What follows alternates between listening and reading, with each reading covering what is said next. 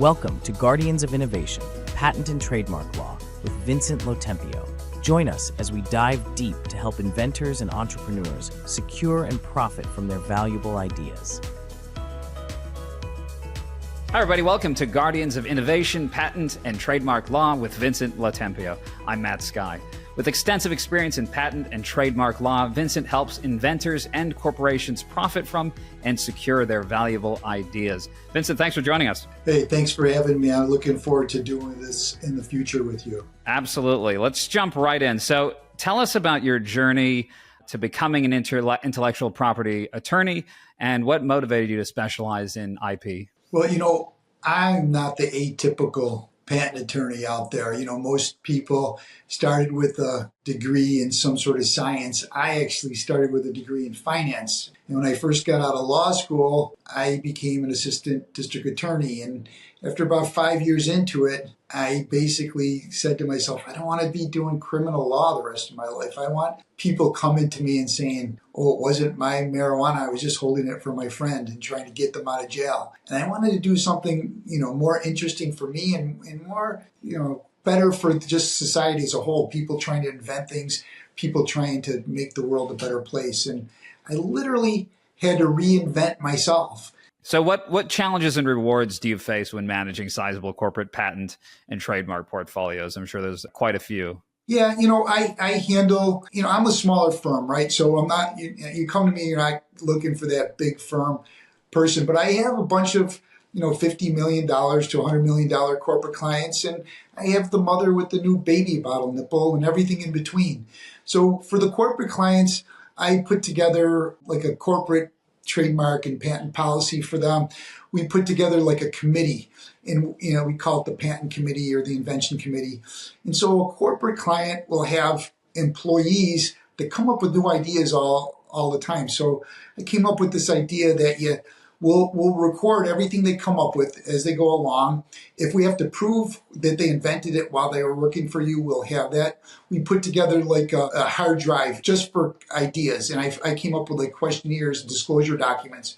So even if the employee leaves the company, some other employee can just pick up and run from there. Or if the employee leaves the company and steals the idea, we can prove that they've had it. And then what we do is we meet every so often, once a month, once every other month, with research and development, the marketing, and the VP that's going to make the decisions. And the VP, and I tell independent inventors all the time, the VP always makes his decision based on return on investment.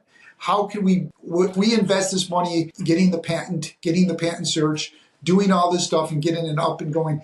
Who's going to buy this product and what's going to be our return on investment? And that's really not my department. I always say, the inventor or the vice president is kind of like a general contractor building a house. You got to get 3 bids from the plumber, the electrician, the gas guy. I'm just the plumber. I'm like one part of the whole process. I'm the patent lawyer. My job is to try to protect it. Their job is to try to, not to try, but to manufacture, market, and distribute a product and then make a profit off of it. Because it doesn't make any sense if you get a patent and you just could hang it up on the wall if you can't make any money from it. Yeah. So when you're doing the hypothetical plumbing portion, can you tell us more about the significance of intellectual property as a corporate asset and how you assist corporations in leveraging it for profit? That's kind of where you help people out here. Yeah, so there's a lot of different angles to this, and it's hard to answer with one question. But first, you do the search to see if you can be the only person that has it, right? And if you are the only person you need to protect it, then a patent doesn't give you a right to make something. It gives you a right to stop others from making it. So you can go out and you could be the only person making it, and you have a little bit of a head start or a monopoly for a set number of years. Right now in the US, it's 20 years from the date that you file the application. So you get a head start. Everybody recognizes Viagra. When it goes off patent, it becomes, this blue pill without the trademark name. So patents only last for a certain period of time. So we have to make that determination as to whether other people have it. And, when I first asked the question, I said, well, how do we do that type of research? I mean, certainly, you want to know like in the Army, they call it espionage. You want to know what the other side is doing. So you almost have to do that research and know what they have, and they're doing the same thing with you, and you're both trying to make the better mousetrap. And so keeping an eye on what the competition is doing is important. How do you gauge that when two patents are quite close, but not that close? They're in the same vicinity. Maybe they could be arguably the same IP, but not. Yeah, I mean, that's the question everybody asks, and everyone says, oh, patents aren't worth anything because if you just make it a little bit different, you're not covered. And that's really not true. I mean, the rule is that it has to be new. No one's ever done it before. It has to be useful. That's the utility of it. It has to work. And no one's ever come to me and said, I have this thing that doesn't work. So usually it's new. No one's done it exactly like it. And it's useful. Then it comes down to obvious improvement. And is it an obvious improvement of what you made, or is it not obvious, something that's inventive? And if somebody changes just one little thing, it doesn't necessarily change the whole thing. It just changes that part of it. So the question is, what did they change and how they did that? And a simple way that I use to describe that is, say you're the first caveman and you invented the table, and you have this. You're not eating off the rocks anymore, and you have a table. It's got a top, a bottom, and four legs coming out of the corners. And you get the patent on that. Now, somebody else makes a patent with a top, a bottom, and three legs out of the corners. Change is just a little bit different. Are they infringing? What do you think? I would say no. Yeah, you're right. They're not infringing because they didn't have all the parts that you had. But we don't care if you make a table with three legs because it's not going to work. Who's going to buy a three-legged table, right? So what else? Not only you change it a little bit more. What happens? You make a top, a bottom, and four legs out of the bottom, but you add a pencil sharpener, a fourth leg in the middle, and you add a Pez dispenser on one of the legs. Are you infringing now? This sounds like a completely different product at this point. Yeah, but you still have the top and the bottom and the four legs, and it doesn't matter what you add to it. You could add a million things to it. You're still infringing. So that's the difference of whether they change something. If they change something significant and it doesn't work anymore, we don't care. If they add anything to it to make it different, we still don't care because they still are infringing on our table that has a top, a bottom, and four legs. That's a really great analogy, actually. Very, very helpful way to kind of see it. So to that point, how do you centralize and streamline the management of a corporation's intellectual property? How do you defend and enforce, I guess, if you will? Yeah, when you know you have that table, so to speak. In my position as a smaller firm, I'm trying to undercut the big firms' prices, give you the same type of product, that or better product than these big firms are offering because they have all these associates that don't even take a personal interest in the person, where I'm more one-on-one. And like I said before in the previous question, with the big firms, I try to set up the patent committee and the patent policy with them up front so those issues don't happen down the road, and we're ready to resolve it. With infringement, that's more of a litigation thing. And what I do to get involved at first, if we believe there's an infringement, we'll send out the cease and desist letters and stop them from doing it. I don't know if you saw, I was on that national television show, $1 Million Genius, on the History Channel, and we worked with the guy who invented the selfie stick. And Wayne Fromm, and how many people made the selfie stick? And you could see in the video in the show where he talks about, we didn't try to start a lawsuit with every single person in the world, all the Chinese and everything. We threatened them. We told them we were going to send, and we worked out deals where we cross-licensed it and let them just send us money. So we worked out deals. So there's every type of litigation, there's a different way to settle it. And most of them don't end up in lawsuits and trials. They end up with settlement. And that's where I come in. But if it gets to the litigation, I kind of take the back seat as far as being the litigator, more of a consultant, because the litigators really aren't patent attorneys. They don't know the patent law, but they know the litigation, the ins and outs of the courtroom. And I don't know the ins and outs of the courtroom, so we work together as a team. So would you say more of your day-to-day when it comes to streamlining and centralizing intellectual property, it's partnering with different companies and organizations and inventors rather than necessarily the threatening letters and all the sort of cliches we all imagine in our heads? Well, yeah, I send those threatening letters out with all the legal mumbo jumbo in there, threatening, to take away their first child if they don't stop. But yeah, I'm more of a writer of the patents more of the Right. prosecutor. So you have the invention, you come to me, I do the research to see if that invention is going to be, has a chance of becoming patentable. There's no guarantees in any of this stuff. But, I call the patent search to stop the bleeding stage. If we find it and it doesn't look like you have a chance of getting it, let's not spend all this money going forward. At the end of the day, we still have to think about the ROI, the return on your investment. Are you going to be able to get this money back? I jokingly say to my clients, look, I just want to see you make 1 penny. And I don't mean selling one product for 1 penny. Just get every penny that you put into this back and make 1 penny profit. And then after that, everything is great. Let's just see if we can get to that point. And that's the first step. But, like I said, I have multi-million-dollar clients and the mothers with the baby bottle nipples. And you just never know which one is going to be that next selfie stick. That's an amazing range, too, going from corporate to personal. So when you're working with a client, how do you evaluate an invention for feasibility, patentability, and then wide commercialization? Yeah, I'm not, like I said before, I'm a lawyer. I'm just one step in the process. I'm not a developer. I'm not a manufacturer. I'm not a distribution channel, but I have connections with all these people. I've been doing it for 25 years, so I can make those introductions. There's a basic checklist of things that make something commercially viable. How much does it cost to manufacture? The set number is, nothing's set in stone, but the general number is you got to be able to produce it for 1 to 5, right? 20%, so everybody can get paid. So if you're going to sell it for $20, you got to be able to produce it for 4. So, and then everybody else. So there's like set parameters. You got to be able to ship it. So if it weighs 7,000 pounds, even if you could produce it for 4, how are you gonna make money off it? So there's a whole set of parameters to whether it's commercialization is okay. But at the end of the day, people got to like it and buy it, right? And you're only as strong as your weakest link. And I always say, if you had a time machine and you went back to 1976 and I said, here's a great idea that made millions of dollars. It was called the pet rock. You could sell a rock in a box to people and say, you don't have to wash it. You have to get somebody to look after it when you go on vacation. This is going to be the best pet you ever got. Even if you put that guy in a time machine and put him back, could he catch lightning in a bottle and do it again? And if that guy came into my office today, I'd throw him out and say he was crazy and say, get out of my office. And he'd go out and sell 8 million of them.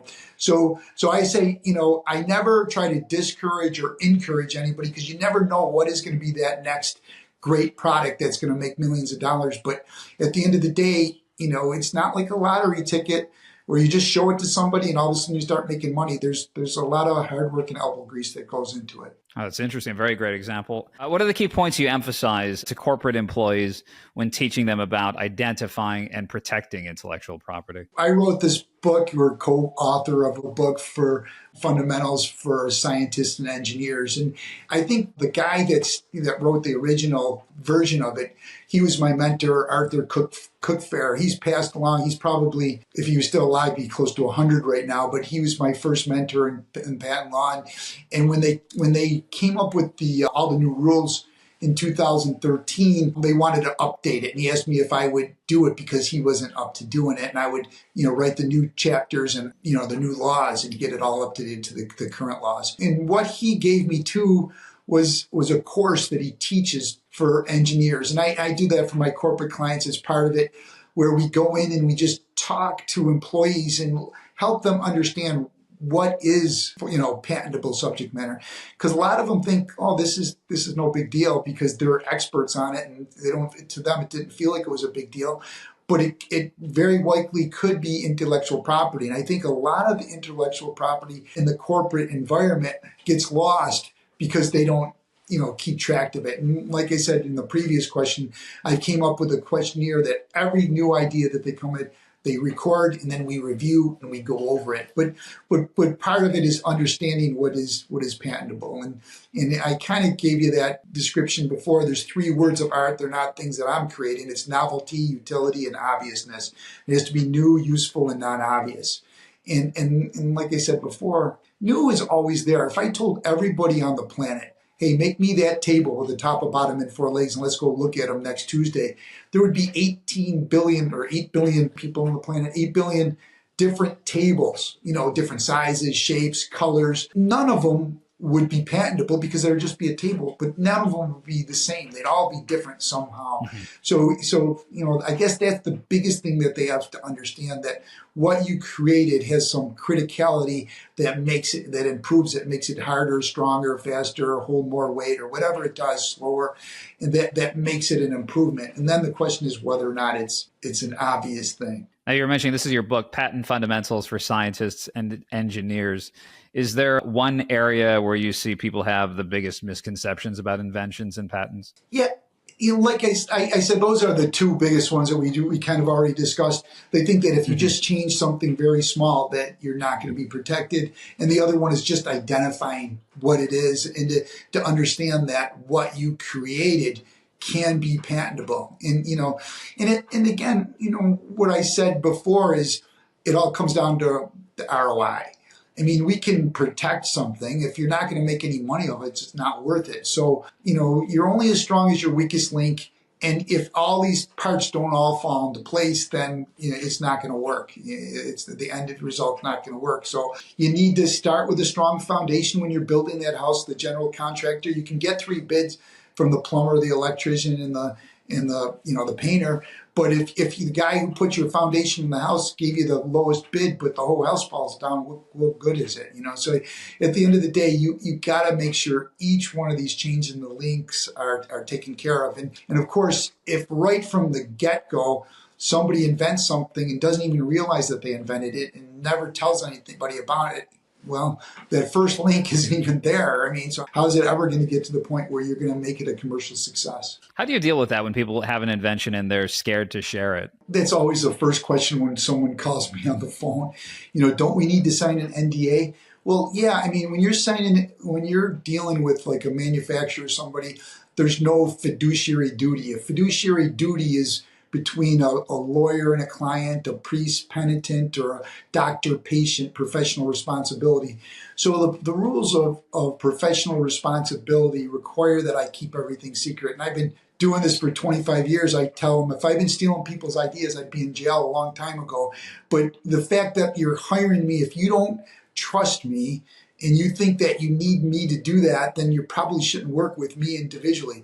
But if you go out and you're trying to market this to somebody that you don't know, doesn't have any kind of duty to you to keep it secret, then you better sign that NDA. You better get that patent up front. But my job is to work zealously as hard as I can to protect your idea as the patent lawyer. So hopefully, we can build that relationship and people can see that I'm the person that's there to help them, not to hurt them. I coached ice hockey for 8th graders to like sophomores and juniors. And I tell them, there's 3 things you need to be in life. And this is the same thing I tell inventors. You need to be street smart, you need to be book smart, and you need to network. And the reason why you have to be book smart, you have to know all these rules. You have to know how much it costs to produce a product. You have to know what the transportation of it's going to cost. All the little elements, those are book smarts that you can't learn unless you'll learn it. It's not innate. Books, or the street smart part of it, is what we're just talking about. You got to have the gut instinct to work with the right people, avoid the bully, avoid that person that's going to steal your idea, that's not going to deliver what they say they're going to deliver. And then you have to network. You have to meet as many people in the industry you never know which person's going to help you or you're going to help them down the road. And that's what's going to make the difference between you selling this product or not selling it. So book smart, street smart, networking. So you're a frequent guest columnist and you cover intellectual property law and trends. How do you determine which areas to cover? So I use Google Alerts to be aware of what's in the industry. And you know what? If you see the same thing coming back over and over, that's a trend, right? That's something that's hot. And I'll try to write about that. Like the most recent thing I wrote was AI. That's kind of, everyone's talking about AI right now and writing and stuff. And in fact, I asked the AI to write the article and then to see what the difference between my article and that article was.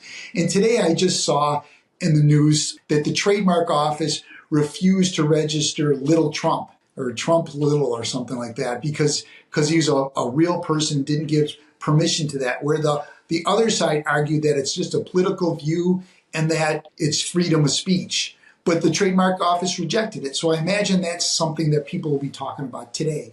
So you know how news is today, and it's so transient, and everybody has to consume so much. It's not like when I was a kid, we just had 3 stations, and you sat and watched Walter Cronkite, and if he talked about the pet rock, you went out and bought one. I call it drinking from the fire hydrant. You know, you can't stick your whole head in there. You just got to take little sips, and eventually you fill up the bucket. Makes a lot of sense, and very true on the media. I think the TV used to just turn off at a certain time too, right? There was like an evening end. Yeah, there would be like the picture of like, and they sing the national anthem, and then it would just go beep, for 5 hours. There's no turning it off now. You'd have a test pattern. That's what I was thinking about. Pattern. So as we wrap up, and sort of our last question for this podcast, I want to ask you, what kind of advice would you give aspiring intellectual property attorneys, and how can they make the biggest impact in this field? I definitely think the best thing you should do is do an internship first before you decide to become a patent attorney, right? I mean, I always say the secret of life is to finding something you love to do and getting somebody to pay you to do it, right? And that if you're not going to enjoy it and you're not going to be able to feel like you're going to come to work today and this is going to be exciting stuff for you, then don't do it. Do something else. I say the same thing to the kids that come to play ice hockey. I say, if this is a job for you, then don't come. You got to come here and have fun. My best part of my job is this one-on-one type of just talking with you today and just, getting to know the person, and it's tough as an attorney writing all this legal mumbo jumbo, and it's like you're writing a term paper every day of your life. So you got to be prepared to be able to write, to be able to describe. They say writers don't write, they just rewrite and rewrite and rewrite. And that's what you're going to do. And so you better be prepared to do that heavy load part of it, the hard work and elbow grease. But if the underlying part of not wanting to, make society a better place, make the world a better place by protecting people's ideas and encouraging people to come up with better ideas to make our lives better. Because essentially that's what it's all about, right? We're making our lives a little easier, better, improving technology, then do something else. I love that point, both to enjoying and loving what you do and also just adding some value to this world. Everybody, thank you so much for tuning in to Guardians of Innovation. For more information or to connect with Vincent Lotempio, find him on social media. Vinny, thanks for joining us. Thank you. I had a great time. I enjoyed this time.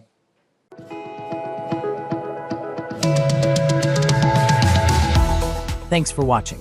Be sure to hit that like and subscribe button and leave us a review in the comments.